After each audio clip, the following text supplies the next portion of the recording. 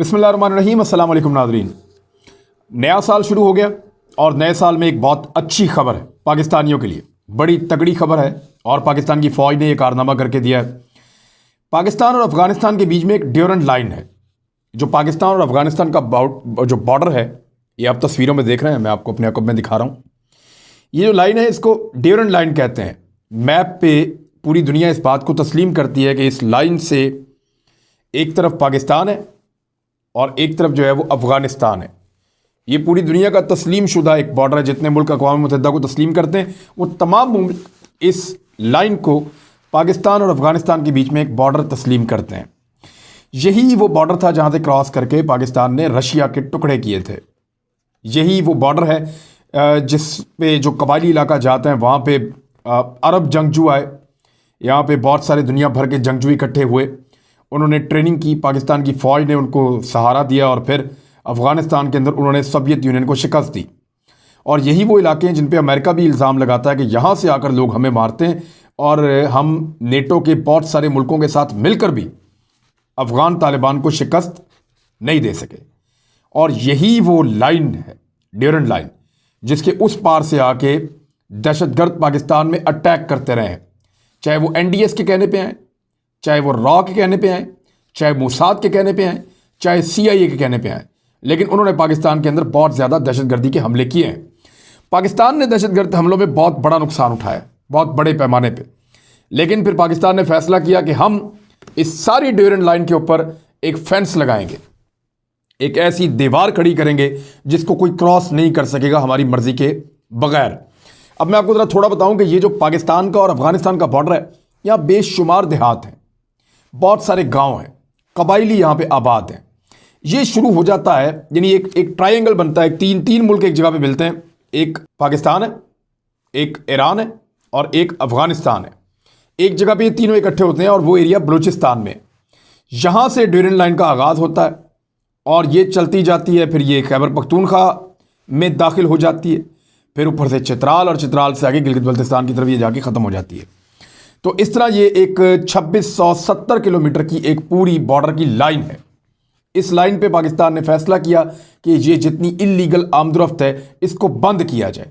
इसके बहुत सारे नुकसानात हो रहे थे और इसको बंद करने से जो फ़ायदा होना है वो सारा मैं आपको अभी बताता हूँ कि पाकिस्तान ने क्या अचीव कर लिया है और ये कितना मुश्किल काम था। पाकिस्तान ने सन 2005 में ये अनाउंस किया कि हम ये करेंगे, नहीं कर पाए। 2007 में दोबारा अनाउंस किया हम ये करेंगे, नहीं कर पाए। 2009 में दोबारा अनाउंस किया कि हम ये करेंगे, कुछ हद तक थोड़ा चंद किलोमीटर कर पाए लेकिन फिर नहीं कर पाए। और फिर वक्त गुजरता रहा, पाकिस्तान कोशिश करता रहा, लेकिन 2017 में पाकिस्तान ने बिलाखिर इसका आगाज़ कर दिया। पाकिस्तान ने 24 मार्च 2017 को ड्यूरेंट लाइन के ऊपर बाकायदा फेंस लगाने का आगाज़ किया। नीचे इसकी जो चिकन जो नेट होता है या जो चिकन वाली जाली होती है वो नीचे वो लगाई गई, उसके ऊपर जो है वो चिकन फेंस, और उसके ऊपर जो है वो टॉप के ऊपर ये 13 फुट की ये जाली है, 4 मीटर कहें या 13 फुट कहें, इतनी इसकी बुलंदी है। और उसके ऊपर जो है वो बार्ब वायर लगाई गई है, जो खारदार तार होती है जिसको कोई क्रॉस नहीं कर सकता नॉर्मली, तो ऊपर वो वाली तार लगाई गई है। और ये दो फेंसेस साथ चलती हैं, दोनों के बीच में 2 मीटर का एक डिस्टेंस भी है, यानी नीचे से डबल चिकन फेंस है, उसके ऊपर जो है वो बार्ब वायर लगी हुई है, उसके बीच में भी लगी हुई है, तो इसकी क्रॉसिंग ज़रा मुश्किल है। ये वैसी फेंस है जैसी भारत ने पाकिस्तान और भारत के बॉर्डर के ऊपर जो लगाई है।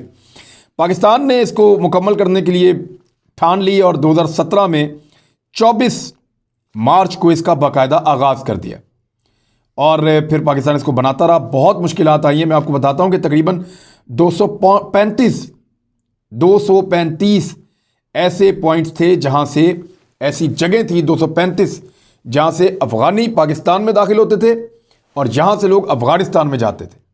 ये सारी इल्लीगल क्रॉसिंग थी, ये सारे स्मगलर्स इस्तेमाल करते थे, दहशतगर्द और अस्करियत पसंद इनको इस्तेमाल करते थे। आम लोग भी जाते थे, लेकिन बहुत सारे लोग जो गैर कानूनी तौर पे यहाँ पे इनको क्रॉस करते थे वो लोग थे जो पाकिस्तान में दहशतगर्दी करते थे और पाकिस्तान को नुकसान पहुँचाते थे। अब ये जो 235 पॉइंट्स थे जिनकी निशानदेही हुई, इनको बंद करना था सबसे पहले। तो यहां से पाकिस्तान ने काम शुरू किया तो अफगानिस्तान को बहुत गुस्सा आया। अफगानिस्तान ने कहा कि हम ये नहीं होने देंगे। अफगानिस्तान ने ये क्यों कहा कि हम ये नहीं होने देंगे, कभी इसके बारे में तहकीक ज़रूर कीजिएगा। मैंने जो इन्फॉर्मेशन कलेक्ट की है वो ये है कि ये सारे क्रॉसिंग पॉइंट्स उन जगहों पे थे जहां पे भारत ने अपने ट्रेनिंग कैंप्स बनाए हुए थे। उन कैंप्स के अंदर वो दहशतगर्दों को तरबियत देता था और फिर इन पॉइंट से गुजार के पाकिस्तान में दाखिल करता था। वो आकर पाकिस्तान में दहशतगर्दी के हमले करते थे, हमारे शहरियों पे, हमारे बाजारों में, हमारे दफातर पे, हमारी सिक्योरिटी फोर्सेस के ऊपर, हमारी फौज के ऊपर, पुलिस के ऊपर, और हर जगह पे बहुत सारे हमले पाकिस्तान में हुए। एक हफ्ता ऐसा था जिसमें 40 हमले पाकिस्तान में हुए थे। तो पाकिस्तान के ऊपर तो बड़ा जुल्म हुआ है।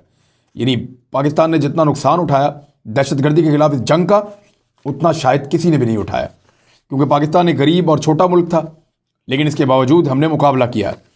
तो अब पाकिस्तान ने वहां पे फेंसिंग शुरू की 24 मार्च 2017 को। कई मरतबा अफगानी जो मुंह से कहते थे वो तो ये कहते थे कि जनाब ये कबायलियों ने आना जाना होता है, कबायली लोग हैं, उनकी आपस में रिश्तेदारियां हैं, वो आना जाना चाहते हैं, लिहाजा आप ये फेंस ना लगाएं, ये आप ज्यादती कर रहे हैं। तो कई दफ़ा झड़पें हुई, शेलिंग हुई, गोलियां चली, पाकिस्तानी फौजी शहीद हुए, उस तरफ भी नुकसान हुआ। तो ये जो शहादतें हुई हैं दोनों तरफ की हुई हैं, क्योंकि अफगानी नहीं चाहते थे कि ये फेंस लगे, और अफगानियों को जो है अमेरिकन, इंडियंस, इजरायली ये मना करते थे फेंस लग गई तो हमारे पल्ले क्या रहेगा, हम पाकिस्तान के अंदर इन्फिल्ट्रेट नहीं कर पाएंगे, पाकिस्तान के अंदर जाके घुसपैठ नहीं कर पाएंगे, पाकिस्तान के अंदर घुस के हमला नहीं कर पाएंगे, वहां दहशतगर्दी नहीं करवा पाएंगे। लेकिन पाकिस्तान ने क्योंकि फैसला कर लिया था और पाकिस्तान ने इसको बनाना शुरू किया, बहुत सारी जानों की कुर्बानी देनी पड़ी, बहुत ज़्यादा लड़ाई हुई। ये पूरी की पूरी फेंस जो है ना, ये बड़े अजीबोगरीब इलाके हैं। इसका बहुत बड़ा एरिया सहराओं में है, सहरा टाइप की एरियाज हैं। बहुत सारे पथरीले इलाकों के अंदर ये फेंस लगाई गई है, बहुत सारे मैदानी इलाकों में लगाई गई है, जंगल के एरियाज हैं, घने जंगल, उनके अंदर से गुजरी है फेंस। और कई इलाकों में ये बर्फानी मैदानों तक, बर्फानी पहाड़ों तक पहुंच गई है, ग्लेशियर्स तक।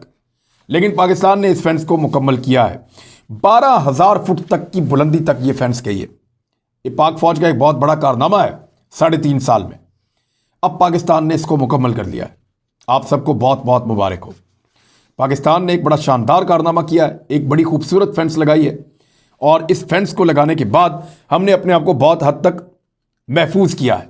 कबायली अगर आना जाना चाहते हैं तो उनके लिए पॉइंट्स मौजूद हैं। पाकिस्तान ने इसके अंदर 8 क्रॉसिंग पॉइंट छोड़े हैं, 8, जिनमें से 2 जो हैं वो बैनुल अक़वामी सतह के ऊपर रिकॉग्नाइज्ड हैं, यानी उनका स्टेटस जो है वो आलमी रास्तों का है। जिनमें से एक जो है वो तुरखम है, जो तुरखम बॉर्डर आप सब जानते हैं उसको, ये खैबर पख्तूनख्वा में है, और दूसरा जो है वो चमन बॉर्डर है, ये भी बड़ा मकबूल है, और ये बलूचिस्तान के साथ आके लगता है। तो इस तरह खैबर पख्तूनख्वा और बलूचिस्तान को 2 बड़े दरवाजे मिले जहां से आमदरफ्त हो सकती है, तजारत हो सकती है, आना जाना हो सकता है, जबकि 6 दीगर पॉइंट्स भी मौजूद हैं जहां से अफ़गानी या पाकिस्तानी जो है वो ट्रैवल कर सकते हैं। तो पाकिस्तान ने बिलाखिर इसको मुकम्मल कर लिया है, और मुकम्मल करने के बाद अब ये खबर जो है वो अखबारात में छप रही है। लगभग 2640 किलोमीटर लंबी ये फेंस पाकिस्तान ने बनाई है, 2640 किलोमीटर लंबी। और इसके ऊपर जो पाकिस्तान के अखराजात आए हैं वो बहुत बड़े अखराजात हैं। 532 मिलियन अमरीकी डॉलर्स लगाए हैं पाकिस्तान ने, 532 मिलियन अमरीकी डॉलर्स। एक बहुत महंगा प्रोजेक्ट था।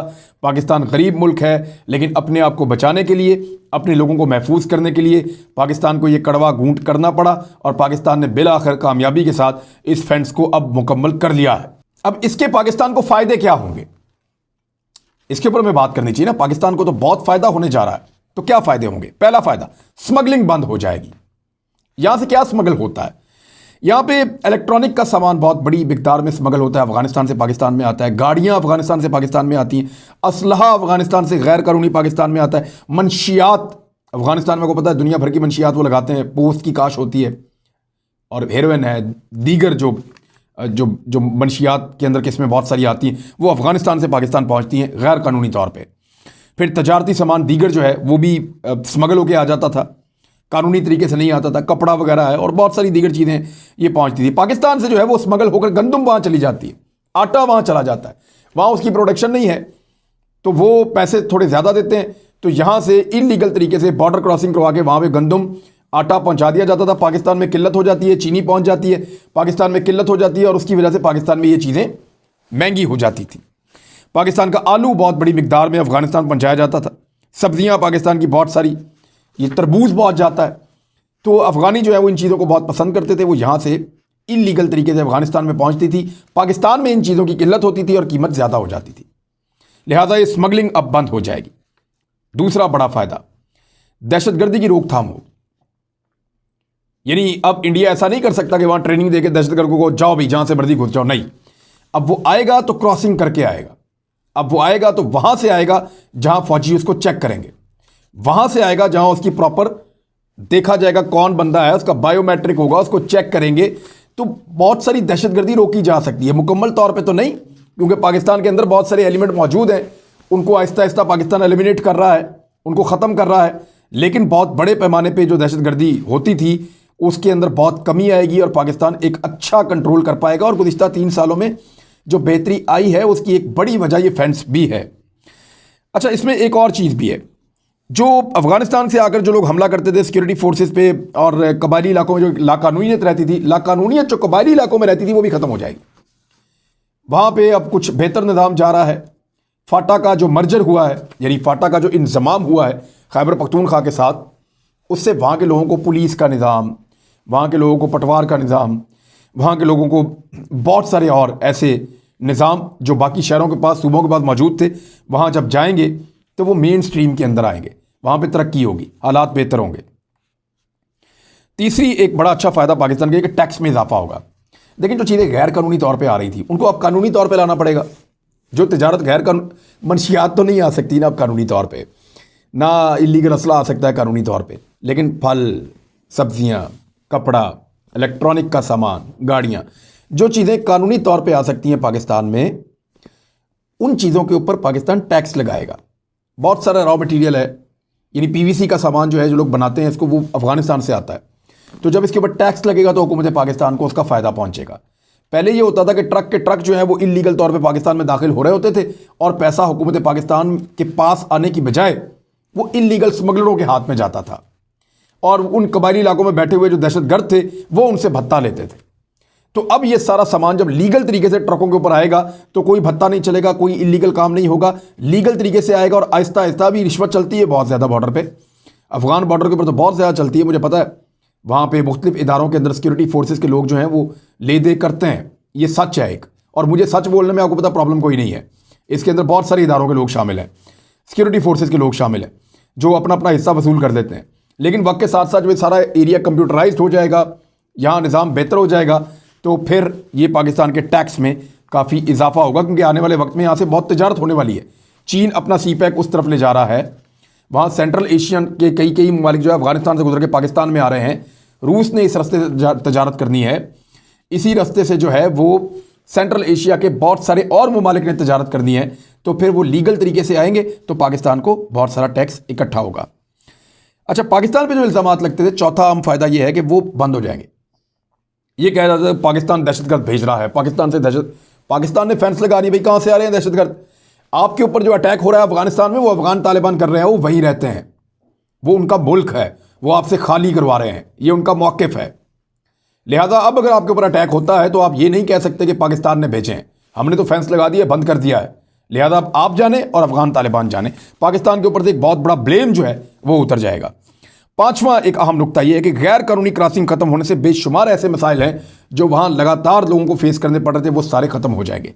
सबसे बड़ा अहम जो नुकता है उसमें यह है छठा, कि यह सरहद हमेशा के लिए एक ना सिर्फ महफूज हो गई है बल्कि इसका एक दुरुस्त तायुन भी हो गया है कि अफगानिस्तान कहां तक है और पाकिस्तान कहां तक है।